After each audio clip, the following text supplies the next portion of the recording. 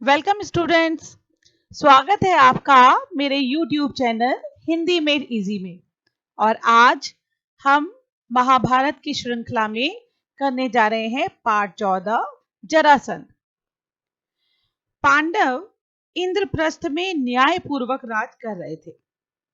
पांडवों और उनके मित्रों की ये इच्छा हुई कि राजसूय यज्ञ करके सम्राट का पद प्राप्त किया जाए।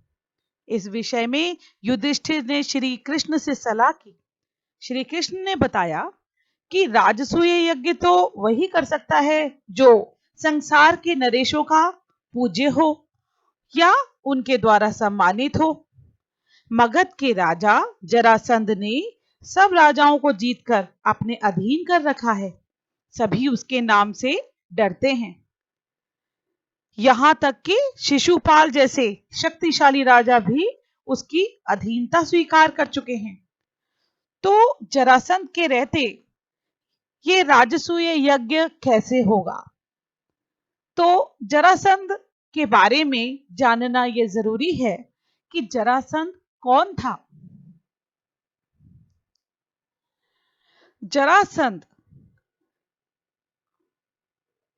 इसका जो है एकमात्र ये एक ऐसा इंसान है जो जिसका जन्म दो माताओं से हुआ था। अब कहानी देखते हैं कि क्या थी। मगध के राजा बृहदर्थ, इनके जो पिता थे, उनकी दो रानियां थीं और इनके कोई संतान नहीं थी।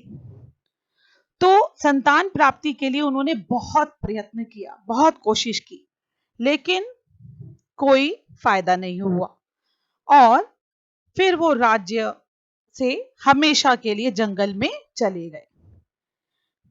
पर जब वो जंगल में पहुंचे तो वहां पर एक ऋषि थे चंड कौशिक, उनके आश्रम में पहुंचे और उन्होंने अपनी जो मन की व्यथा थी सब बताई कि ऐसा ऐसा है, उनके कोई संतान नहीं है।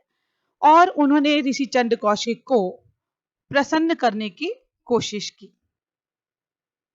इसके बाद ऋषि चंड कौशिक ने जब उनकी सेवा से प्रसन्न हुए तो जो आम के पेड़ के नीचे ये बैठे हुए थे, अचानक क्या हुआ, एक आम टूटकर उनकी गोद में गिरा। ऋषि ने वो आम लिया और राजा बृहदर्थ को कहा कि जाओ राजन, ये आम अपनी रानी को दे दो और इस आम को खाकर तुम्हें एक बहुत बलवान पुत्र होगा। तो राजा ने वो आम लिया और अपने राज्य में आ गए। अब क्या हुआ कि राजा की दो रानियां थी, तो उन्होंने क्या किया कि वो आम काट कर आधा एक रानी को दे दिया और आधा दूसरी रानी को। अब क्या हुआ कि रानियों के संतान हुई और दोनों ही रानियों ने आधे आधे बालक को जन्म दिया, यानी एक हाथ, एक पैर, आधा सिर। ये देखकर दोनों रानियां चकरा गईं। ये क्या, ये कैसी संतान है? तो उन्होंने क्या किया कि दोनों ही टुकड़ों को महल के बाहर जाके कूड़े के ढेर में फेंकवा दिया। अब महल के बाहर एक मायावी राक्षसी, जरा नाम की एक राक्षसी थी जो रहती थी और मनुष्यों को मारकर खाती थी। अब क्या हुआ, उसने देखा कूड़े के ढेर पर ये दो टुकड़े पड़े हुए हैं। वो एकदम से खाने के लिए उन दोनों टुकड़ों को उठा लेती है। पर क्या हुआ कि जैसे ही उसने दोनों टुकड़ों को उठाया, गोद लिया, वो जुड़ गया। और क्योंकि वो राजा की बहुत इज्जत करती थी, उनका सम्मान करती थी, तो उसने बृहदर्थ को वो संतान उसकी वापस कर दी। तो इस तरीके से जब वो बच्चा जो है वो जुड़ गया, और क्योंकि जरा नाम की राक्षसी के द्वारा जुड़ा, तो उसका नामकरण जरासंध कर दिया गया। तो ये है कहानी जरासंध की। अब देखते हैं आगे क्या हुआ। इंद्रप्रस्थ में प्रतापी पांडव न्यायपूर्वक प्रजा पालन कर रहे थे। युधिष्ठिर के भाइयों तथा साथियों की इच्छा हुई कि अब राजसूय यज्ञ करके सम्राट पद प्राप्त किया जाए। तो पहले ऐसी एक परंपरा थी कि जब कभी भी कोई राजा अपने आप को पूरे विश्व में अपने आप को सम्राट घोषित करना चाहते थे, तो आसपास के जितने भी देश होते थे वहां वहां राजसूय यज्ञ जो है वो उसके द्वारा उनको अपने जो है अधीन कर लेते थे। इस बारे में सलाह करने के लिए युधिष्ठिर ने श्री कृष्ण को संदेश भेजा। जब श्री कृष्ण को मालूम हुआ कि युधिष्ठिर उनसे मिलना चाहते हैं, तो तत्काल ही वे द्वारका से चल पड़े और इंद्रप्रस्थ पहुंचे। युधिष्ठिर ने श्री कृष्ण से कहा, मित्रों का कहना है कि मैं राजसूय यज्ञ करके सम्राट पद प्राप्त करूं, परंतु राजसूय यज्ञ तो वही कर सकता है जो सारे संसार के नरेशों का पूज्य हो और उनके द्वारा सम्मानित हो। आप ही इस विषय में मुझे सही सलाह दे सकते हैं। युधिष्ठिर की बात शांति के साथ सुनकर श्री कृष्ण बोले, मगध देश के राजा जरासंध ने सब राजाओं को जीतकर उनको अपने अधीन कर रखा है। अब उस समय तक जरासंध ने 86 राजाओं को अपने पास महल में कैद करके रखा हुआ था, क्योंकि वो भी एक जो है राजा जब बना था तो उसने भी ये सोचा हुआ था कि मैं 100 राजाओं को अपने वश में करके और इन 100 राजाओं की बलि दूंगा और मैं सम्राट बनूंगा। ऐसा कुछ उसने निश्चय किया हुआ था। सभी उसका लोहा मान चुके हैं और उसके नाम से, यहां तक कि उसके नाम से डरते हैं। यहां तक कि शिशुपाल जैसे शक्ति संपन्न राजा भी उसकी अधीनता स्वीकार कर चुके हैं और उसकी छत्र छाया में रहना पसंद करते। छत्र छाया में रहने का मतलब है कि वो भी ये मान चुका था कि इसके आगे तो मैं भी अब इससे युद्ध नहीं कर पाऊंगा, और वो उसके साथ हो लिया। अतः जरासंध के रहते हुए और कौन सम्राट पद प्राप्त कर सकता है। तो सभी ने ये मान लिया था कि जहां 86 राजा तो उसके आ ही गए थे वश में, अब बचे कितने थे। तो अब तो निश्चित था कि सम्राट तो वही बनेगा। जब महाराज उग्रसेन का ना समझ बेटा कंस जरासंध की बेटी से विवाह करके उसका साथी बन गया था, तब मैंने और मेरे बंधुओं ने जरासंध के विरुद्ध युद्ध किया था। 3 बरस तक हम उसकी सेनाओं के साथ लड़ते रहे, यानी 3 साल तक उनका युद्ध चलता रहा, पर आखिर हार गए। हमें मथुरा छोड़कर दूर पश्चिम द्वारका में जाकर नगर और दुर्ग बनाकर रहना पड़ा। दुर्ग यानी कि किला। आपके साम्राज्याधीश होने में दुर्योधन और कर्ण को आपत्ति ना भी हो, फिर भी जरासंध से इसकी आशा रखना बेकार है। यानी कि अभी सम्राट बनने में दुर्योधन और कर्ण से कोई डर नहीं था, पर अब सबसे बड़ी बाधा थी जरासंध। बगैर युद्ध के जरासंध इस बात को नहीं मान सकता है। जरासंध ने आज तक पराजय का नाम तक नहीं जाना है, यानी उसे हरा ही नहीं पाता कोई, वो हमेशा विजयी रहता है। ऐसे अजेय पराक्रमी राजा जरासंध के जीते जी आप राजसूय यज्ञ नहीं कर सकेंगे। उसने जो राजे महाराजे बंदी गृह में डाले रखे हैं, किसी न किसी उपाय से पहले उन्हें छुड़ाना होगा। जब ये हो जाएगा तभी राजसूय करना आपके लिए साध्य होगा। यानी राजसूय करने का तभी फायदा है जब सबसे पहले जो उसने 86 राजा जो अपने बंदी गृह यानी जेल में डाल के रखे हुए हैं, और जिसने ये सोचा हुआ है कि 100 राजाओं की बलि देगा और वो सम्राट बनेगा, तो पहले उन 86 राजाओं को भी तो छुड़वाना पड़ेगा। श्री कृष्ण की ये बातें सुनकर शांति प्रिय राजा युधिष्ठिर बोले, आपका कहना बिल्कुल सही है। इस विशाल संसार में कितने ही राजाओं के लिए जगह है, कितने ही नरेश अपने अपने राज्य का शासन करते हुए इसमें संतुष्ट रह सकते हैं। आकांक्षा वह आग है, यानी जो इच्छा होती है ना हमारे अंदर की कामना, जो कभी बुझती नहीं है। इसलिए मेरी भलाई इसी में दिखती है कि साम्राज्य अधीश बनने का विचार छोड़ दूं और जो है उसी को लेकर संतुष्ट रहूं। तो युधिष्ठिर ने ये बात रखी सामने कि कोई बात नहीं, मैं साम्राज्य का जो है अधिकार लेकर क्या करूंगा। उनमें इतनी कामना, इतनी इच्छाएं नहीं थी, तो उन्होंने कहा नहीं, जो मेरे पास है इंद्रप्रस्थ, मैं उसमें संतुष्ट हूं। युधिष्ठिर की यह विनयशीलता भीमसेन को अच्छी ना लगी। अब ये बात जैसे ही भीम ने सुनी तो उसने कहा, युधिष्ठिर भैया ऐसे क्यों कह रहे हैं। उसने कहा, श्री कृष्ण की नीति कुशलता, मेरा शारीरिक बल और अर्जुन का शौर्य एक साथ मिल जाने पर कौन सा ऐसा काम है जो हम नहीं कर सकते। यानी अगर हम तीन मिल जाएं एक तरफ, तो हो सकता है जरासंध जो है उसका वध कर पाए। यदि हम तीनों एक साथ चल पड़े तो जरासंध की शक्ति को चूर करके लौटेंगे। आप इस बात की शंका ना करें। अब यहां पर जो है वो भीम उनको आश्वासन देते हैं कि एक बार हमें कोशिश करने दीजिए। यह सुनकर श्री कृष्ण ने कहा, यदि भीम और अर्जुन सहमत हों तो हम तीनों एक साथ जाकर उस अन्यायी की जेल में पड़े हुए निर्दोष राजाओं को छुड़ा सकेंगे। उन्होंने कहा ठीक है, उन बेचारे राजाओं को क्या दोष है, वो 86 राजा जो हैं उनको जेल में से छुड़वाते हैं और चलो चलते हैं तीनों मिलके। परंतु युधिष्ठिर को ये बात ना जची। उन्होंने कहा, मैं तो कहूंगा कि जिस कार्य में प्राणों पर बल आने की संभावना हो उसके विचार तक को छोड़ देना ही अच्छा होगा। अब यहां पर युधिष्ठिर को अपने भाइयों की बहुत चिंता थी। उन्होंने कहा कहीं ऐसा ना हो भीम और अर्जुन पर वो भारी पड़े, तो क्या फायदा अपने प्राण गंवाने का। तो यहां जब प्राण जाने का जो है वो संभावना है, तो अब ये हम विचार छोड़ ही देते हैं।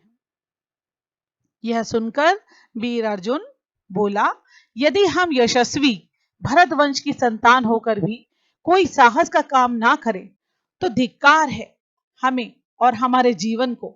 जिस काम को करने की हम में सामर्थ्य है, भाई युधिष्ठिर क्यों समझते हैं कि उसे हम ना कर सकेंगे। तो वो युधिष्ठिर भाई को कहते हैं कि आप ऐसा क्यों समझ रहे हैं कि हम नहीं कर पाएंगे। श्री कृष्ण अर्जुन की इन बातों से मुग्ध हो गए। वो बहुत प्रसन्न हो गए इस बात पे। धन्य हो अर्जुन, कुंती के लाल अर्जुन से मुझे यही आशा थी। तो श्री कृष्ण बहुत खुश हुए और उन्होंने उनको जो है बहुत प्रशंसा की इस बात पर। जब जरासंध के साथ युद्ध करने का निश्चय हो गया तो श्री कृष्ण और पांडवों ने अपनी योजना बनाई। श्री कृष्ण, भीमसेन और अर्जुन ने वलकल पहन लिए, यानी पीले रंग के, जैसे कोई साधु सन्यासी पहनते हैं ना, ऐसे वस्त्र धारण कर लिए, हाथ में कुशा ले ली और व्रती लोगों का सा वेश धारण करके, मतलब जो व्रत धारण करने वाले होते हैं ऐसा जो है वेशभूषा धारण करके मगध देश के लिए रवाना हो गए। राह में सुंदर नगरों तथा गांवों को पार करते हुए वे तीनों जरासंध की राजधानी में पहुंचे। जरासंध ने कुलीन अतिथि समझकर उनका बड़े आदर के साथ स्वागत किया। तो जैसे कि पहले होता ही था, राज्य में कोई सन्यासी या कोई साधु आते थे तो ऐसे ही उनको जो है वो जरासंध ने भी पूरा स्वागत किया। जरासंध के स्वागत का भीम और अर्जुन ने कोई जवाब नहीं दिया, वे दोनों मौन रहे। इस पर श्री कृष्ण बोले, मेरे दोनों साथियों ने मौन व्रत लिया हुआ है, इस कारण अभी नहीं बोलेंगे, आधी रात के बाद व्रत खुलने पर बातचीत करेंगे। तो ये सब कुछ जो है श्री कृष्ण ने कहानी बताई कि इन दोनों ने व्रत धारण किया हुआ है, ये मौन व्रत धारण करे हुए हैं, ये अभी नहीं बोलेंगे। जरासंध ने इस बात पर विश्वास कर लिया और तीनों मेहमानों को यज्ञशाला में ठहराकर महल में चला गया। कोई भी ब्राह्मण अतिथि जरासंध के आता तो उनकी इच्छा और सुविधा के अनुसार बातें करना व उनका सत्कार करना जरासंध का नियम था। इस मामले में जरासंध बहुत अच्छा था कि वो हमेशा इस प्रकार से अपने अतिथियों का स्वागत करता था। इसके अनुसार आधी रात के बाद जरासंध अतिथियों से मिलने गया अब उससे भी उसने सोचा कि चलो आधी रात के बाद जब ये बोलने लगेंगे तब मैं इनसे बातचीत कर लूंगा, तो वहां पहुंच गया। लेकिन अतिथियों के रंग ढंग देखकर मगध नरेश के मन में कुछ शंका हुई। राजा जरासंध ने कड़क कर पूछा, सच सच बताओ तुम लोग कौन हो? ब्राह्मण तो नहीं दिखाई देते। इस पर तीनों ने सही हाल बता दिया और कहा, हम तुम्हारे शत्रु हैं, तुमसे अभी द्वंद्व युद्ध करना चाहते हैं। हम तीनों में से किसी एक से, जिससे तुम्हारी इच्छा हो, लड़ सकते हो। हम सभी इसके लिए तैयार हैं। तभी भीमसेन और जरासंध में कुश्ती शुरू हो गई। दोनों वीर एक दूसरे को पकड़ते, मारते और उठाते हुए लड़ने लगे। इस प्रकार पल भर भी विश्राम किए बगैर, उन्होंने आराम नहीं किया बगैर, वे 13 दिन और 13 रात लगातार लड़ते रहे।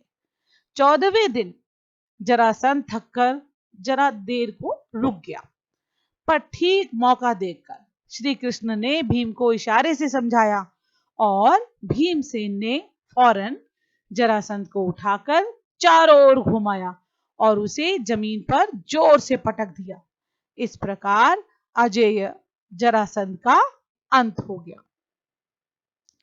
श्री कृष्ण और दोनों पांडवों ने उन सब राजाओं को छुड़ा लिया जिनको जरासंध ने बंदी गृह यानी जेल में डाल रखा था, और जरासंध के पुत्र सहदेव को मगध की राजगद्दी पर बैठाकर इंद्रप्रस्थ लौट आए। इसके बाद पांडवों ने विजय यात्रा की और सारे देश को महाराज युधिष्ठिर की अधीनता में ले आए। यानी फिर युधिष्ठिर सम्राट बन गए, चक्रवर्ती सम्राट बन गए। जरासंध के वध के बाद पांडवों ने राजसूय यज्ञ किया। इसमें समस्त भारत के राजा आए हुए थे। जब अभ्यागत यानी अतिथि नरेशों का आदर सत्कार करने की बारी आई तो प्रश्न उठा कि अग्र पूजा किसकी हो, यानी सबसे पहले पूजा किसकी हो। सम्राट युधिष्ठिर ने इस बारे में पितामह भीष्म से सलाह ली। वृद्ध भीष्म ने कहा कि द्वारकाधीश श्री कृष्ण की पूजा पहले की जाए। युधिष्ठिर को भी यह बात पसंद आई। उन्होंने सहदेव को आज्ञा दी कि वह श्री कृष्ण का पूजन करे।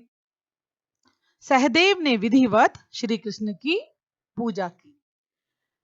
वासुदेव का इस प्रकार गौरवान्वित होना चेदी नरेश शिशुपाल को अच्छा नहीं लगा। वह एकाएक उठ खड़ा हुआ और ठहाका मारकर हंस पड़ा, जोर जोर से हंस पड़ा। सारी सभा की दृष्टि जब शिशुपाल की ओर गई तो वह ऊंचे स्वर में व्यंग से बोला, यह अन्याय की बात है कि एक मामूली से व्यक्ति को इस प्रकार गौरवान्वित किया जाता है। तो शिशुपाल को जो है वो ये सही नहीं लगा कि कृष्ण का जो है इस तरीके से क्यों, वासुदेव का इतना सत्कार क्यों हो रहा है, सबसे पहले इसका क्यों हो रहा है। तो उन्होंने जो है ये इस बात पर जो है आपत्ति दिखाई। युधिष्ठिर को यूं आड़े हाथों लेने के बाद शिशुपाल सभा में उपस्थित राजाओं की ओर देखकर बोला, उपस्थित राजागण, जिस दुरात्मा ने कुचक्र रचकर वीर जरासंध को मरवा डाला उसी की युधिष्ठिर ने अग्र पूजा की। तो ये तो जरासंध के वध का तो मालूम ही था सबको कि किसने करवाया है और कौन कौन साथ में गया था। तो इस बात को शिशुपाल कहता है कि जिसने जरासंध को मरवाया उसी की युधिष्ठिर सबसे पहले पूजा करवा रहे हैं, इसके बाद उसे हम धर्मात्मा कैसे कह सकते हैं। उनमें हमारा विश्वास नहीं रहा। इस तरह शब्द बाणों की बौछार कर चुकने के बाद शिशुपाल दूसरे कुछ राजाओं को साथ लेकर सभा से निकल गया। राजाधिराज युधिष्ठिर नाराज हुए राजाओं के पीछे दौड़ गए। उन्होंने कहा, ये क्या हो गया, ये तो राजा इनके साथ चल पड़े, और अनुनय विनय करके उन्हें समझाने लगे। युधिष्ठिर के बहुत समझाने पर भी शिशुपाल नहीं माना। उसका हठ और घमंड बढ़ता गया। उसने तो जिद पकड़ ली कि नहीं, ऐसे कैसे, कृष्ण को जो है अग्र पूजा कैसे करवा दी। अब तो हम युधिष्ठिर को जो है वो धर्मात्मा मानते ही नहीं। अंत में शिशुपाल और श्री कृष्ण में युद्ध छिड़ गया जिसमें शिशुपाल मारा गया। राजसूय यज्ञ संपूर्ण हुआ और राजा युधिष्ठिर को राजाधिराज की पदवी प्राप्त हो गई। तो इस प्रकार आपने इस पाठ में जाना कि जरासंध के पास कैसे जो है वो कृष्ण, भीम और अर्जुन पहुंचे और जो राजसूय यज्ञ करने की इच्छा थी युधिष्ठिर की वो पूरी हुई और उसके बाद कैसे जो है सभा में शिशुपाल का वध हुआ। तो इसी के साथ मैं विराम लेती हूँ। धन्यवाद।